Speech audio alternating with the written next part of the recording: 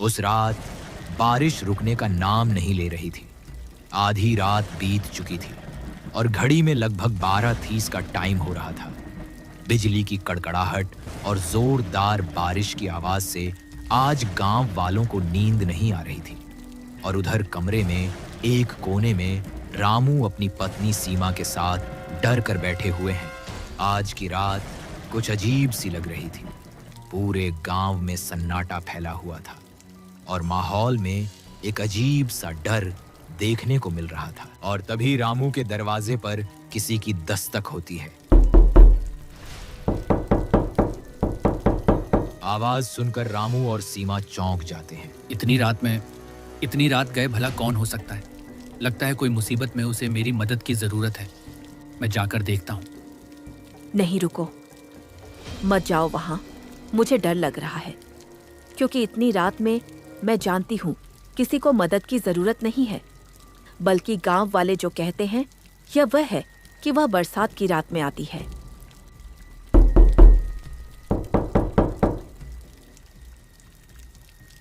तुम पागल हो, तुम्हारा दिमाग खराब हो गया। मुझे लगता है कोई बारिश में फंसा हुआ है और उसे मेरी मदद की जरूरत है। और तुम जिसकी बात कर रही हो ना, वैसा भूत प्रेत कुछ नहीं होता है। मैं अभी जाता हूँ और देखता हूँ। नहीं, मत जाओ, रुको, मेरी बात सुनो। कोई भी मुसीबत में नहीं है, किसी को मदद की जरूरत नहीं है। गांव वाले जो कहते हैं ये वही है।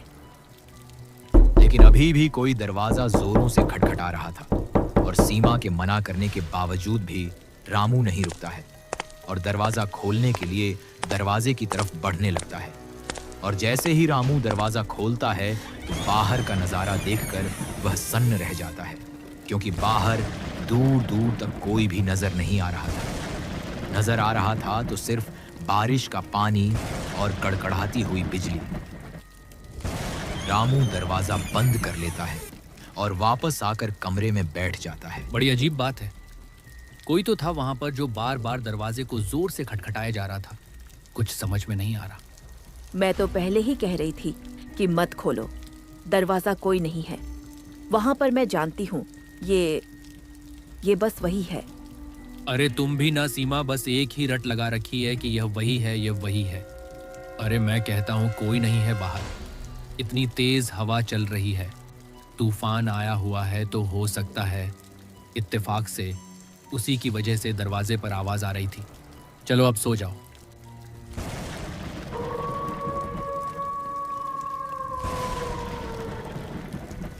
और अगले दिन सुबह गांव की चौपाल पर गांव के कुछ लोग बैठकर उसी तूफानी रात के बारे में बातें कर रहे हैं। और तभी उधर से रामू गुजरता है और उनकी बातों को सुनने लगता है। भैया, कल रात की बारिश तो बहुत ही डरावनी थी। ऐसा लग रहा था कि यह बारिश की रात नहीं, कयामत की रात थी। पूरी रात उसने परेशान करके रखा है। हाँ भैया, यही हाल हमारा भी था। पूरी रात चैन से सोने नहीं दिया उसने। आज जब रात में जोरदार बारिश हो रही थी तो बीच बीच में बिजली भी कड़क रही थी, जिससे कुछ प्रकाश फैल जा रहा था। और इस प्रकाश में मैंने उसे देखा। वह सफेद साड़ी पहने हुई थी और पुल के ऊपर से जा रही थी, जिसे देखकर मैं बहुत डर गया और अपने घर की खिड़की को बंद कर लिया। गांव वालों की बातों को सुनकर रामू को अपनी पत्नी सीमा की बातों पर यकीन हो जाता है कि वो कल रात जिसके बारे में बोल रही थी तो वह सच कह रही थी, जिस वजह से वह थोड़ा डर जाता है और उसके मन में उत्सुकता भी पैदा हो जाती है। और तभी वहां पर गांव के एक बुजुर्ग आदमी भोला काका आ जाते हैं, जो उसके बारे में बहुत अच्छे से जानते थे। तो वह लोगों को बताने लगते हैं, तुम लोग जितना सोच रहे हो ना, मामला उससे कहीं ज्यादा गंभीर है। मुझे आज भी बहुत अच्छे से याद है, मैंने उसे अपनी इन्हीं आंखों से देखा था।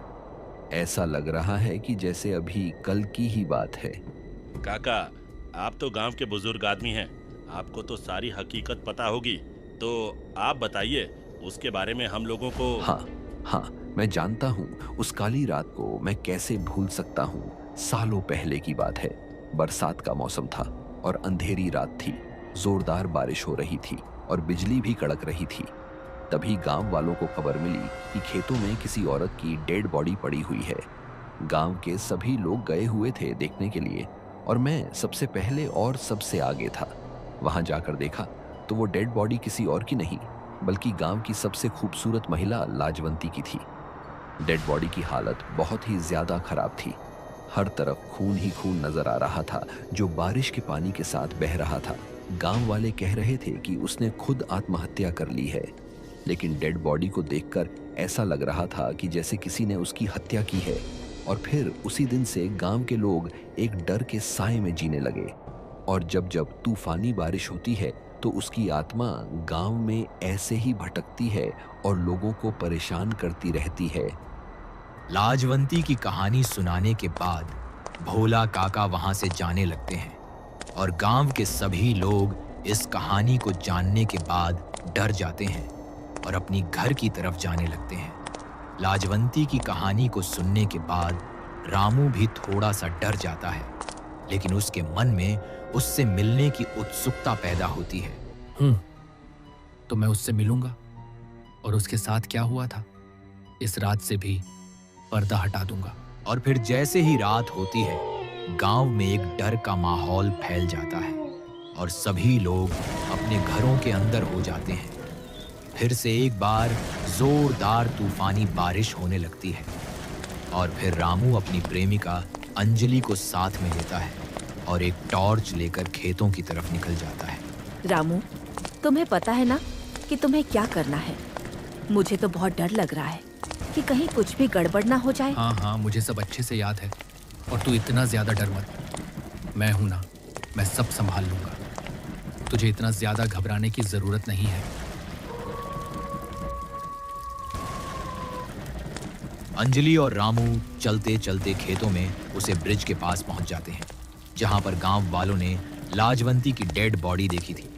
और तभी पुल के ऊपर उनको एक सफेद साड़ी में धुंधली सी जाती हुई एक औरत दिखाई देती है, जिसे देखकर अंजलि डर जाती है और उसका शरीर डर से कांपने लगता है। डर तो रामू को भी लग रहा था, लेकिन उसने जैसे तैसे करके मामले को संभाल लिया। और तभी अचानक से सफेद साड़ी वाली औरत पीछे की तरफ मुड़ती है। उसका चेहरा बहुत ही भयानक था, आंखें पूरी लाल थीं, जिसे देखकर रामू और अंजलि बुरी तरीके से डर जाते हैं, मानो कि उनका पूरा शरीर सुन्न पड़ गया हो।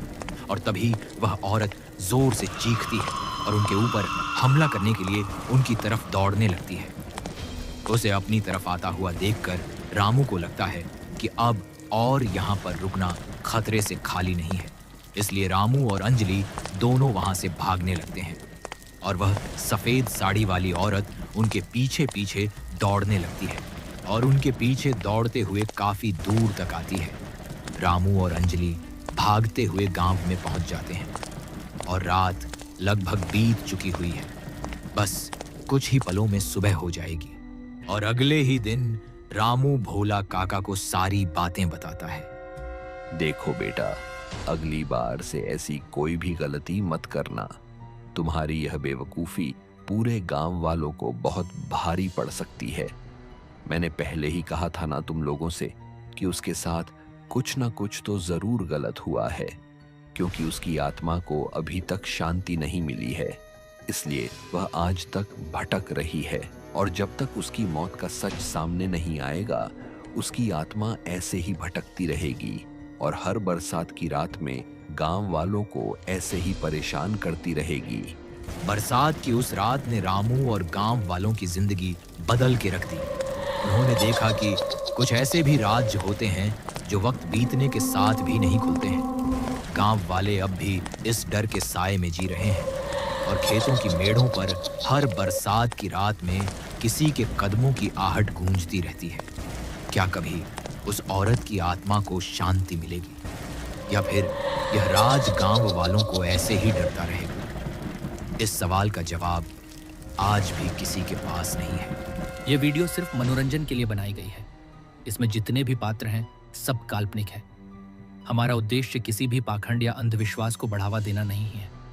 और अगर आपको ये वीडियो पसंद आई है और आगे से ऐसी और भी मज़ेदार कहानियों को देखने के लिए हमारे चैनल को ज़रूर सब्सक्राइब करें। धन्यवाद।